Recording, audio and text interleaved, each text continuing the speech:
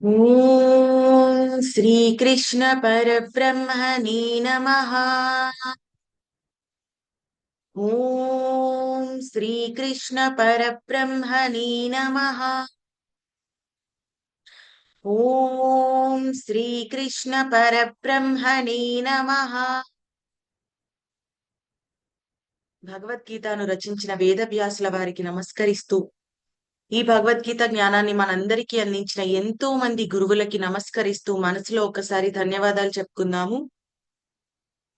అలాగే గురువు గారైన బ్రహ్మర్షి సుభాష్ పత్రి గారికి పాదాభివందనాలతో ఇక్కడికి విచ్చేసిన వాళ్ళందరికీ కూడా నమస్కారాలు, ధన్యవాదాలు. మరియు ఈ సృష్టికి కూడా సహకరిస్తున్నందుకు మనస్ఫూర్తిగా ఒక్కసారి మనసులో మనము ధన్యవాదాలు చెప్పుకుందాము.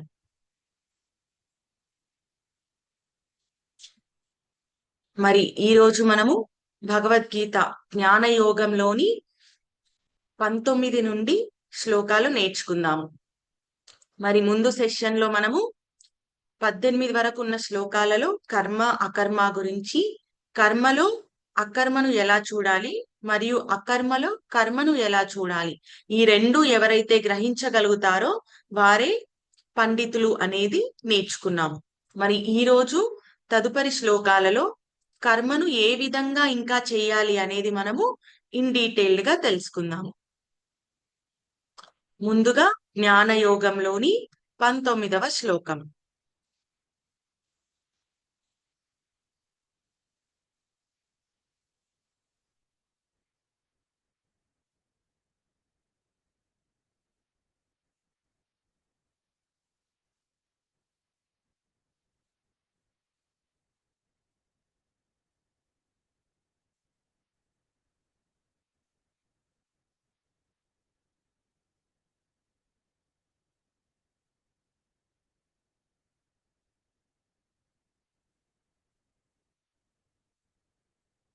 यस्य सर्वे समारम्भाः कामसङ्कल्पवर्जिताः ज्ञानाग्निदग्धकर्माणं तमाहुः पण्डितं बुधाः. यस्य सर्वे समारम्भाः कामसङ्कल्पवर्जिताः ज्ञानाग्निदग्धकर्माणं తమాహు పండితం బుధాః. ఈ శ్లోకం యొక్క భావము, చేసే కర్మ మనము నిత్యము కూడా మనము మన ప్రకృతి ప్రకృతి పరంగా చేయవలసిన కర్మను ఎప్పుడైతే కామ సంకల్ప వర్జితాః, కామాన్ని మరియు సంకల్పాన్ని విడిచిపెట్టి చేయగలుగుతాము. జ్ఞానాగ్ని దగ్ధ కర్మాణం తమాహు పండితం బుధాః. అలా విడిచిపెట్టగలిగిన జ్ఞానం మనకు ఉన్నప్పుడు ఆ జ్ఞానమే మన కర్మలన్నిటినీ కూడా దగ్ధం చేస్తుంది. తమాహు పండితం బుధాః. అట్టి మహాను పురుషులే జ్ఞానులు, పండితులు అవ్వగలుగుతారు అనేది ఈ శ్లోకం యొక్క భావము.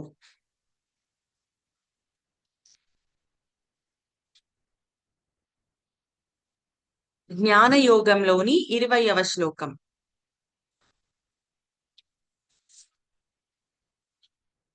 త్యక్త్వా కర్మఫలాసంగం నిత్యతృప్తో నిరాశ్రయః కర్మణ్యభిప్రవృత్తోపి నైవ కించిత్ కరోతి సః. త్యక్త్వా కర్మఫలాసంగం నిత్యతృప్తో నిరాశ్రయః కర్మణ్యభిప్రవృత్తోపి నైవ కించిత్ కరోతి సః. ఈ శ్లోకం యొక్క భావము, త్యక్త్వా కర్మ ఫలాసంగం, ఎవరైతే కర్మ చేసిన వాటి నుండి ఫలితం ఆశించకుండా, ఎవరైతే ఆసక్తి లేకుండా కర్మ ఫలితం పట్ల ఆసక్తిని విడిచిపెట్టగలుగుతారో, నిత్య తృప్తో నిరాశ్రయః కర్మణ్యభి ప్రవృత్తోపి నైవ, దేనిని ఆశ్రయించకుండా ఆ పరమాత్మ యందే ఎవరైతే నిత్య తృప్తో ఎల్లప్పుడూ కూడా తృప్తి పొందుతూ ఉంటారో, కర్మణ్యభిప్రవృత్తో కర్మల యందు చక్కగా నిమగ్నం అయినప్పటికీ కూడా నైవ కించిత్ కరోతి సహా వారు వాస్తవముగా అలాంటి కర్మలకు కర్త కారు అనేది ఇక్కడ ఈ శ్లోకం యొక్క భావము. ఎవరైతే కర్మ ఫలం పట్ల ఆసక్తిని విడిచిపెట్టి కర్మలలో నిమగ్నమై ఉంటారో, ఇంకా దేనిని ఆశ్రయించకుండా వారి ఆత్మలోనే తృప్తి పొందగలుగుతారో, వారు కర్మలను చేసుకున్నప్పటికీ కూడా ఆ కర్మలను వారికి అంటుకోవు అనేది ఈ శ్లోకం యొక్క భావము.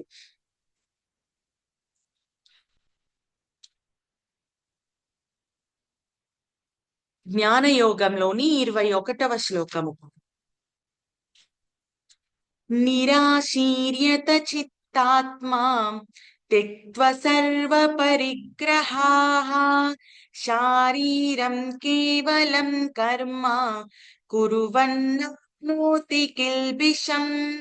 నిరాశీర్యత చిత్తాత్మా త్యక్త్వా సర్వ పరిగ్రహాః శారీరం కేవలం కర్మ కుర్వన్నాప్నోతి కిల్బిషం.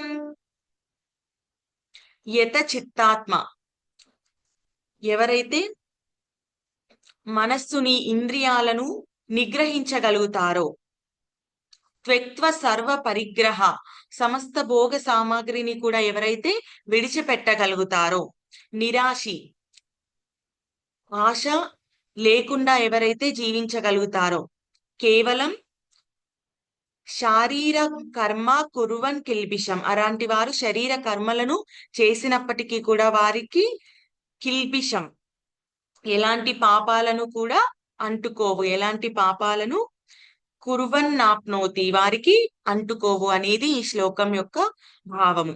మనస్సును ఇంద్రియాలను జయించగలిగి వారు సర్వభోగాలను విడిచిపెట్టగలిగిన స్థితిలో ఉండి వారు వారి శరీర ధర్మాన్ని వాటికి సంబంధించిన కర్మలను చేసినప్పుడు వాటికి ఆ కర్మలను అలాంటి వారికి అంటుకోవు అనేది ఈ శ్లోకం యొక్క భావము.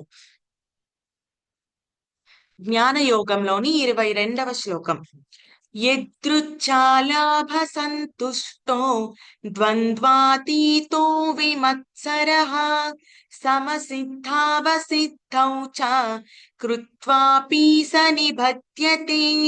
యదృచ్ఛాలాభ సంతుష్టో ద్వంద్వాతీతో విమత్సరః సమసిద్ధావసిద్ధౌ చ కృత్వాపి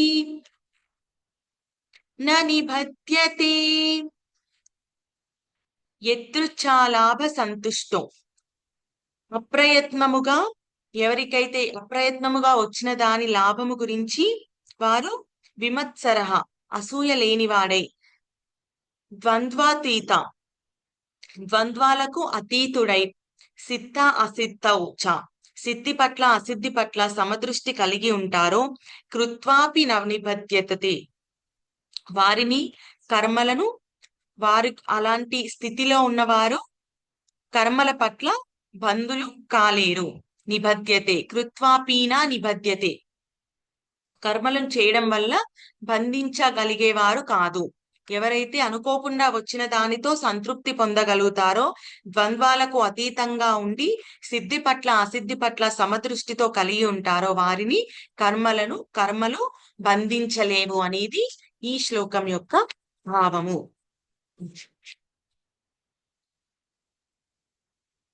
జ్ఞానయోగంలోని 23వ శ్లోకము. గత సంగస్య ముక్తస్య జ్ఞానావస్థిత చేతసః యజ్ఞాయాచరత కర్మ సమగ్రం ప్రవిలీయతే. గత సంగస్య ముక్తస్య జ్ఞానావస్థిత చేతసః యజ్ఞాయాచరత కర్మ సమగ్రం ప్రవిలీయతే. గత సంగస్య ముక్తస్య గత సంగస్య అంటే సర్వదా ఆసక్తి లేనివాడై, ముక్తస్య జ్ఞానావస్థిత చేతసః దేహం మీద అభిమానం లేనివాడై, అలాగే మమకారము కూడా లేనివాడై, జ్ఞానావస్థిత చేతసః పరమాత్మ జ్ఞానముతో ఎవరైతే నిరంతరము మనస్సుని లగ్నం చేసిన వారు ఎవరైతే ఉంటారో, యజ్ఞాయ అచరత, కేవలం యజ్ఞార్థమే కర్మలను ఆచరించేవారు సమగ్రం ప్రవిలీయతే, కర్మలన్నిటిలోనూ కూడా విలీనము అవ్వగలుగుతారు. వారు బయటికి కర్మలను చేసినా చేయకపోయినా వారు కర్మలను చేస్తున్న వారే అవుతారు. ఎవరైతే కర్మల పట్ల ఆసక్తి రహితుడై జ్ఞానంతో ప్రతి చేసే కర్మను యజ్ఞంగా ఎవరైతే చేయగలుగుతారో వారు సమగ్రం ప్రవీలీయతే, కర్మలన్నిటిలోనూ వారు పూర్తిగా విలీనములవుతూ వారు ఉండగలుగుతారు అనేది ఈ శ్లోకం యొక్క భావము. మనము నేర్చుకున్న ఈ 5 శ్లోకాలలో కూడా మనము కర్మను ఏ విధంగా చెయ్యాలి అనే దాని గురించి తెలుసుకుంటున్నాం.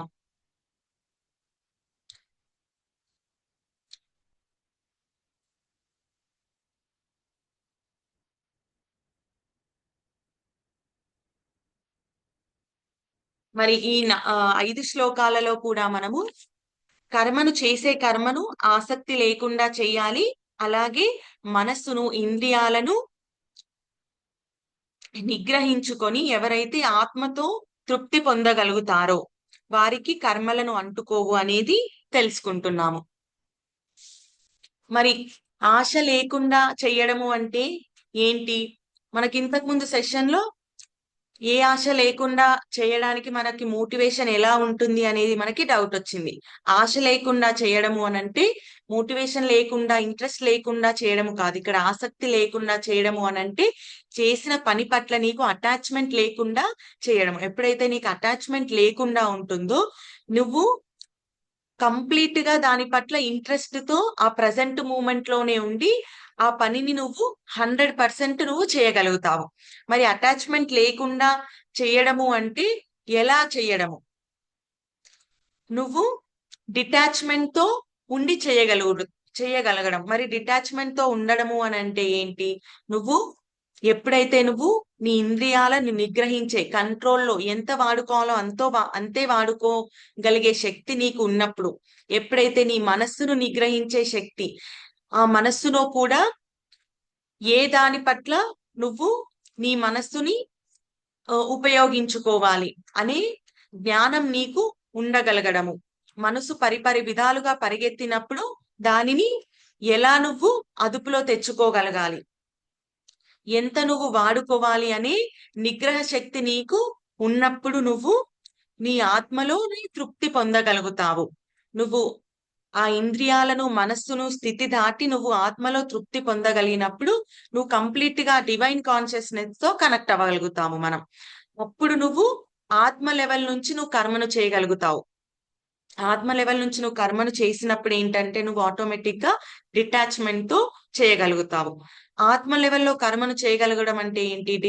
డిటాచ్మెంట్ తో చేయడం అంటే ఏంటి అని అంటే, ఇప్పుడు నువ్వు చేస్తున్న పని పట్ల నీకు ఆశ ఉండొచ్చు, కానీ అది నిన్ను ఆక్రమించకూడదన్నమాట. ఆ కర్మ అనుకోండి, లేదంటే ఆ వ్యక్తి అనుకోండి, లేకపోతే ఆ వస్తువు అనుకోండి, దాని పట్ల నీకు ఆశ లేకుండా ఉండడం అనేది కాదు డిటాచ్మెంట్ తో ఉండడము అనంటే. నిన్ను అది ఆక్రమించుకోకూడదు, అది డిటాచ్మెంట్ తో ఉండడము అనంటే. ఫర్ ఎగ్జాంపుల్ ఇక్కడ మనకి మన ఫ్యామిలీ మెంబర్స్ తో మనకు యాక్చువల్ గా డిటాచ్మెంట్ తో ఉండడం అంటే అదేదో కరెక్ట్ గా పాజిటివ్ గా ఉన్నట్టు అనిపించదు కదా. యాక్చువల్ గా మనం ఫ్యామిలీ మెంబర్స్ తో, మన రిలేటివ్స్ తో, మన ఫ్రెండ్స్ తో, వాళ్ళందరితో చాలా అటాచ్మెంట్ తో ఉండడము అనంటే అది చాలా కరెక్ట్ గా పాజిటివ్ గా ఉన్నట్టు వినిపిస్తుంది. కానీ యాక్చువల్ గా మనము డిటాచ్మెంట్ తో ఉండడం అంటే ఏంటి? నిజంగా ఇక్కడ చూడడానికి అటాచ్మెంట్, డిటాచ్మెంట్ ఈ 2 పదాల గురించే ఈ శ్లోకాలన్నిటి కూడా మనకి చెప్తున్నాయి. ఆసక్తి రహితంగా, అటాచ్మెంట్ లేకుండా ఉండాలనేది నేర్చుకున్నాం. కానీ ఒక సెకండ్ మనము అసలు అటాచ్మెంట్ తో ఉండాలా, ఉండకూడదు? యాక్చువల్ గా అయితే మనకి అటాచ్మెంట్ తో ఉండడమే కరెక్ట్ కదా. మనం వాటి పట్ల మన ఫ్రెండ్స్ పట్ల, మన ఫ్యామిలీ మెంబర్స్ పట్ల అటాచ్మెంట్ తో ఉంటేనే కదా వాళ్ళ గురించి ఆలోచించగలుగుతాం, వాళ్ళ గురించి ఏదైనా చేయగలుగుతాం అనేది మనకి అనిపిస్తుంది.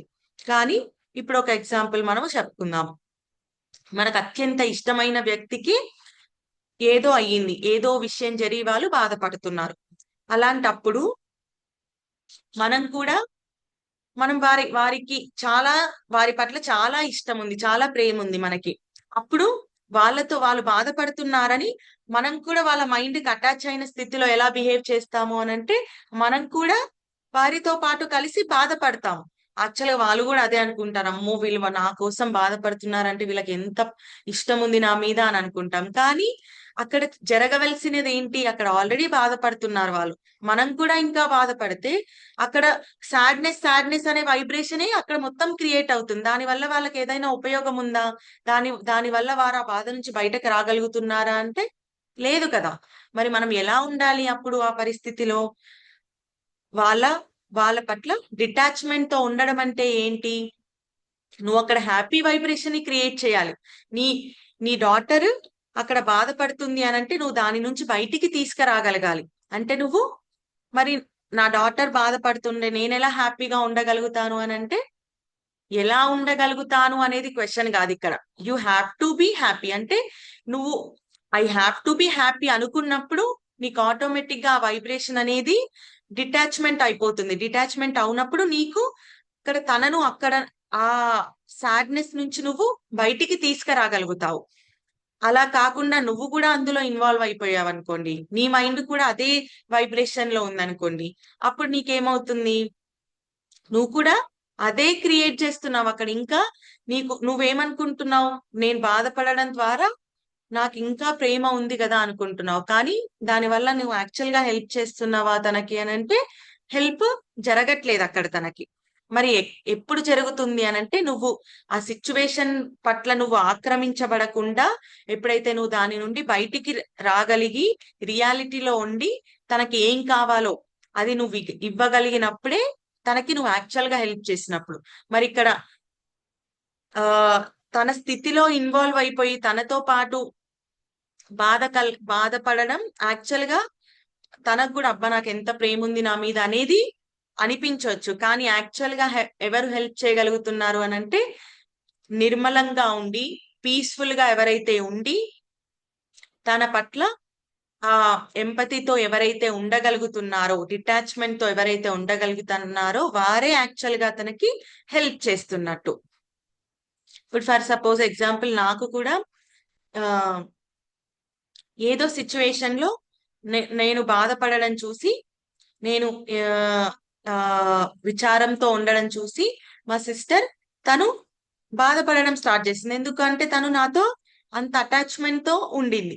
అది చూసిన వెంటనే నాకు ఏమనిపించింది అంటే, అరే నేను ఒకటి ఎక్స్ప్రెస్ చేయడం ద్వారా, నేను బాధపడడం ద్వారా తనని కూడా ఆ ఎమోషన్ లో లాక్కెళ్ళిపోయాను. అప్పుడు ఇమీడియట్ గా నేను అన్నిటినీ క్లోజ్ చేసేసాను అనమాట.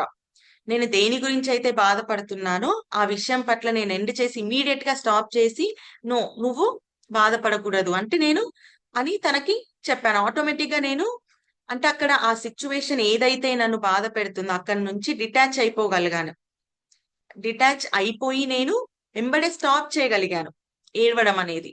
సో అది ఎందుకు స్టాప్ చేయగలిగానంటే, నేను అక్కడ సిచ్యువేషన్ లో ఆక్రమించే స్థితిలో నుండి బయటికి వచ్చాను. బయటికి వచ్చినప్పుడు ఆటోమేటిక్ గా నేను ఎందుకు వచ్చాను అనంటే, నా ఆపోజిట్ వ్యక్తి నా వల్ల బాధపడుతుంది అనేది నేను గ్రహించాను.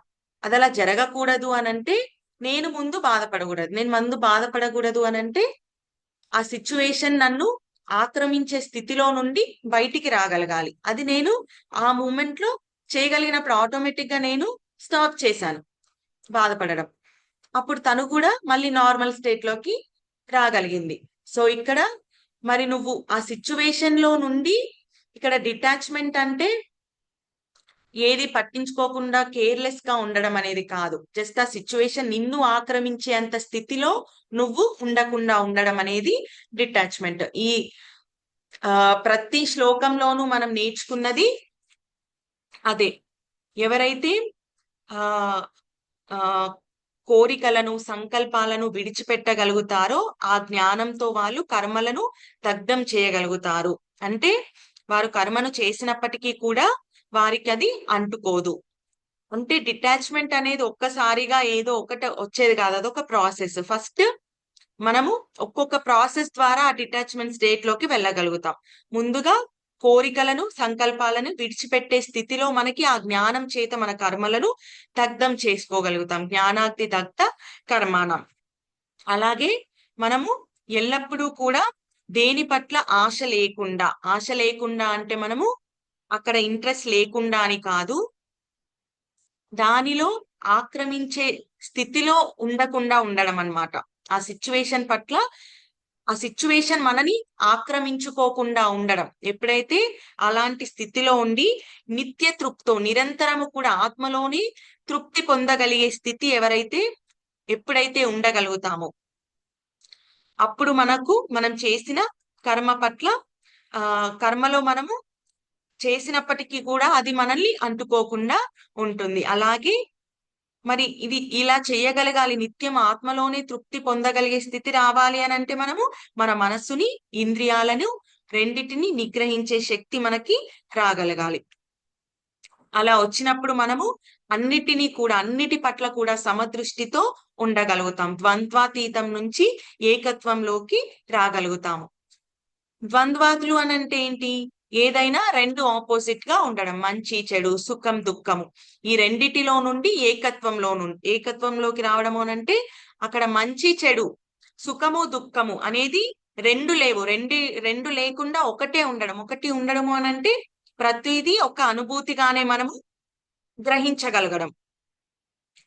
ద్వంద్వాల నుండి ఏకత్వంలోకి రావడము అనంటే అదొక నాకు మంచి జరిగింది నాకు చెడు జరిగింది అనేది కాకుండా ఇదొక అనుభూతి అనేది ఒక ఏకత్వంలోకి రావడం, అది సమదృష్టి. ద్వంద్వాతీతము అంటే ఆ రెండిటి నుండి ఏకత్వంలోకి ద్వంద్వాలకు అతీతం అంటే ఏకత్వం. ఆ ఏకత్వంలోకి వచ్చినప్పుడు అదేమవుతుందంటే సమదృష్టి, అన్నిటి పట్ల కూడా సమానంగా మన దృష్టి అనేది ఉంటుంది. అది ఏదైనా పర్సన్ అవ్వనివ్వండి, ఏదైనా సిచ్యువేషన్, ఏదైనా వస్తువు, ఏదైనా దాని పట్ల కూడా మనము సమానంగా మన దృష్టి అనేది ఉంచగలుగుతాం. సమదృష్టి భావనలోకి ఉన్నప్పుడు సిద్ధి అసిద్ధి పట్ల ఏది జరిగినా కూడా అది మన మంచికే జరిగింది. యాక్చువల్ గా మంచి చెడు అనే టర్మినాలజీ ఉండదు ఇంకక్కడ. అది ఒక ఎక్స్పీరియన్స్ మనకి జరిగింది అనుకొని మనం అందులో ఆక్రమించుకోకుండా మనము ఆత్మస్థితిలో ఉండి మన సర్వ కర్మలను కూడా చేయగలుగుతాం. అలా చేసినప్పుడు మనకు ఆ కర్మలను అనేవి అంటుకోవు అనేది ఇక్కడ ఈ అన్ని శ్లోకాల యొక్క అంతరార్థం. మరి కర్మలను అంటుకోకుండా ఎందుకు చేసుకోవాలి? మనం యాక్చువల్ గా మనకేం తెలుసు? Every action has equal and opposite reaction అనేది మనకి తెలుసు. అంటే మనం ఏ కర్మ చేస్తామో దానికి తగ్గట్టుగా మనకి ఆ ఫలితం అనేది రివర్స్ లో మనకి వస్తుంది అనేది మనకి తెలుసు.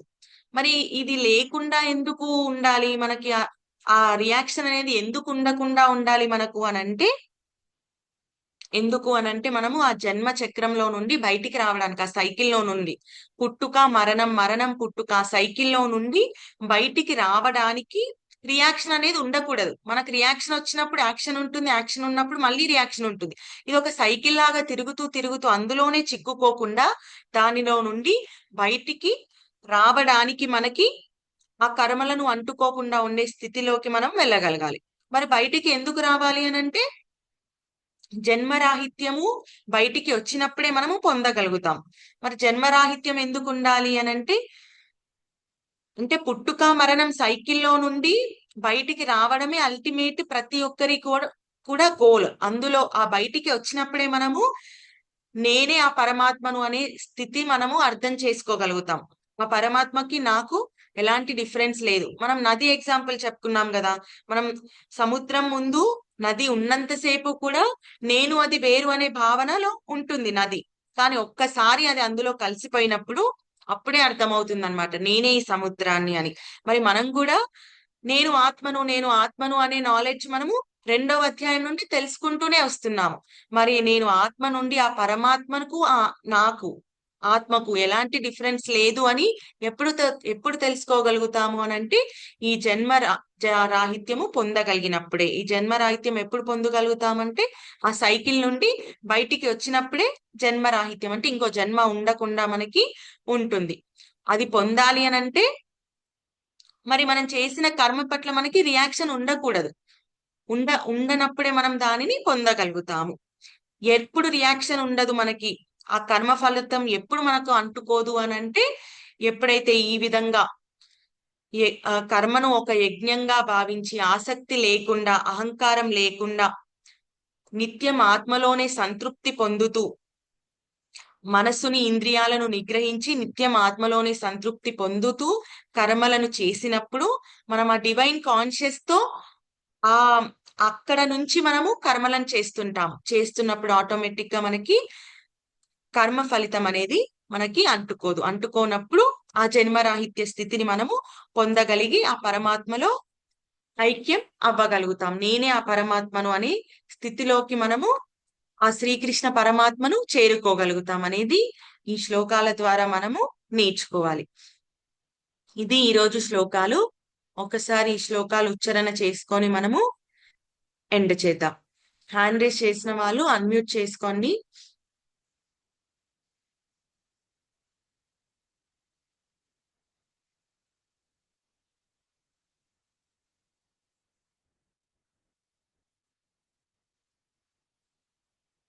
జ్ఞానయోగంలోని 19వ శ్లోకం.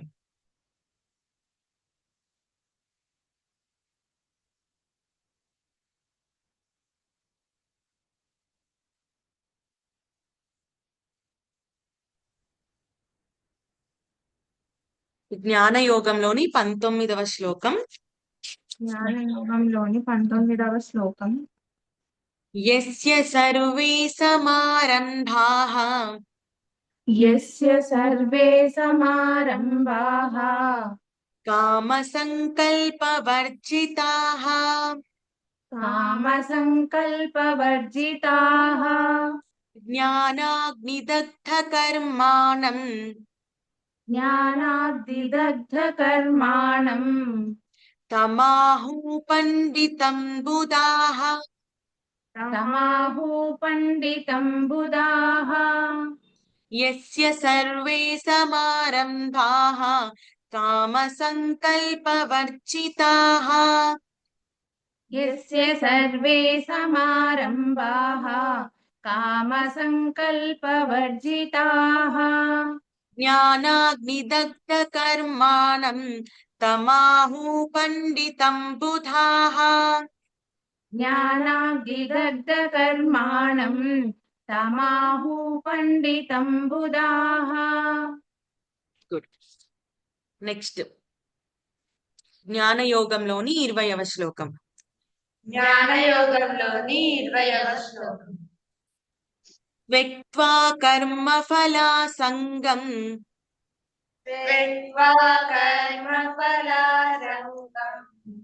నిత్యతృప్తో నిరాశ్రయః నిత్యతృప్తో నిరాశ్రయః కర్మణ్యభిప్రవృత్తోపి కర్మణ్యభిప్రవృత్తోపి నైవ కించిత్ కరోతి సః నైవ కించిత్ కరోతి సః త్యక్త్వా కర్మఫలాసంగం నిత్యతృప్తో నిరాశ్రయః త్యక్త్వా కర్మఫలాసంగం నిత్యతృప్తో నిరాశ్రయః కర్మణ్యభిప్రవృత్తోపి నైవ కించిత్ కరోతి సః కర్మణ్యభిప్రవృత్తోపి నైవ కించిత్ కరోతి సః కర్మణ్యభిప్రవృత్తోపి కర్మణ్యభిప్రవృత్తోపి నైవ కించిత్ కరోతి సః నైవ కించిత్ కరోతి సః.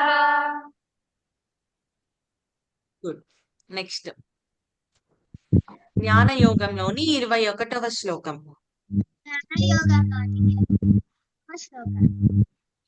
నిరాశీర్యత చిత్తాత్మ నిరాశ్రీయత చిత్తాత్మ త్యక్త్వ సర్వ పరిగ్రహః. వ్యక్త సర్వ పరిత్యక్త శారీరం కేవలం కర్మ శారీరం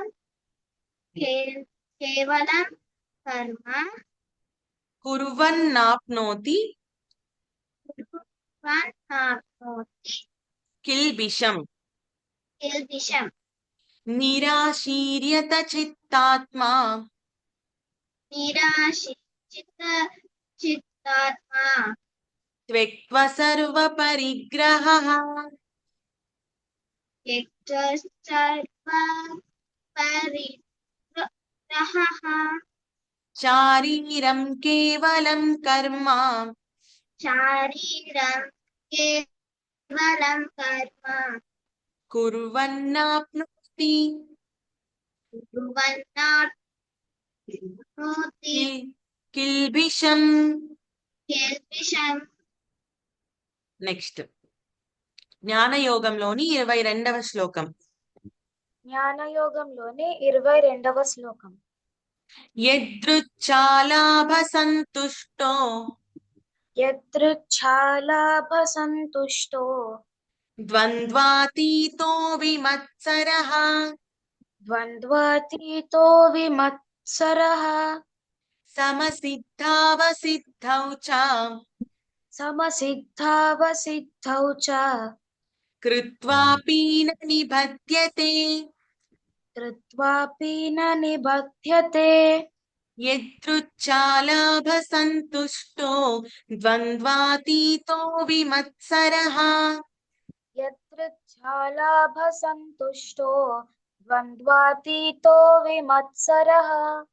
సమసిద్ధావసిద్ధౌ చ కృత్వాపి న నిబధ్యతే. సమసిద్ధావసిద్ధౌ చ కృత్వాపి నవ నిబధ్యతే. నిబధ్యతే. కృత్వాపి న నిబధ్యతే. కృత్వాపి న నిబధ్యతే. గుడ్. నెక్స్ట్ జ్ఞానయోగంలోని 23వ శ్లోకం. జ్ఞానయోగంలోని 23వ శ్లోకం. గత సంగస్య ముక్తస్య గత సంగస్య ముక్తస్య జ్ఞానావస్థిత చేతసః. జ్ఞానావస్థిత చేతసః యజ్ఞాయాచరత కర్మ యజ్ఞాయాచరత కర్మ సమగ్రం ప్రవిలీయతే. సమగ్రం ప్రవిలీయతే. గత సంగస్య ముక్తస్య జ్ఞానావస్థిత చేతసః. గత సంగస్య ముక్తస్య జ్ఞానావస్థిత చేతసః యజ్ఞాయాచరత కర్మ సమగ్రం ప్రవిలీయతే. యజ్ఞాయాచరత కర్మ సంగస్రం ప్రవిలీయతే. సమగ్రం ప్రవిలీయతే.